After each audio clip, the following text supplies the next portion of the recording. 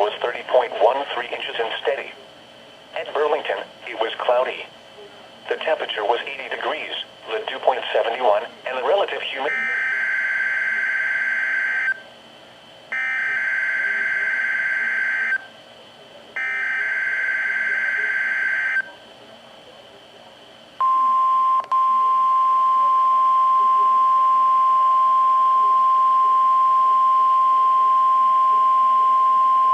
This is a test of the weather radio's warning device.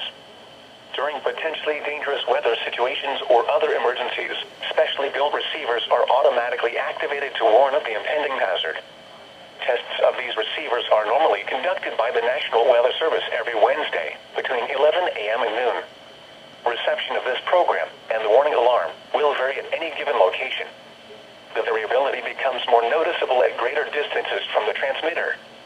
To provide the most consistent warning service possible, the warning alarm will be activated for warnings, selected watches, and other environmental emergencies affecting the following North Carolina counties: Alamance, Alexander, Allegheny, Anson, Bertie, Cabarrus, Caswell, Chatham, Davidson, Davie, Durham, Edgecombe, Forsyth, Franklin, Granville, Greene, Guilford, Halifax, Harnett, Hoke, Iredell, Johnston, Lee, Martin, Montgomery, Moore, Nash, Northampton, Orange, Person, Pitt, Randolph, Richmond, Rockingham, Rowan, Scotland, Stanley, Stokes, Surrey, Union, Vance, Wake, Warren, Wayne, Wilkes, Wilson, and Yadkin.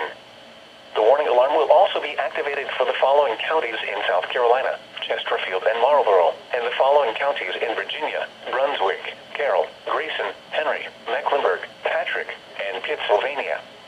This includes the independent cities of Galax, Martinsville, and Danville. Repeating, the National Weather Service has just activated the public warning alarm tone in the test of the weather radio's warning alarm system.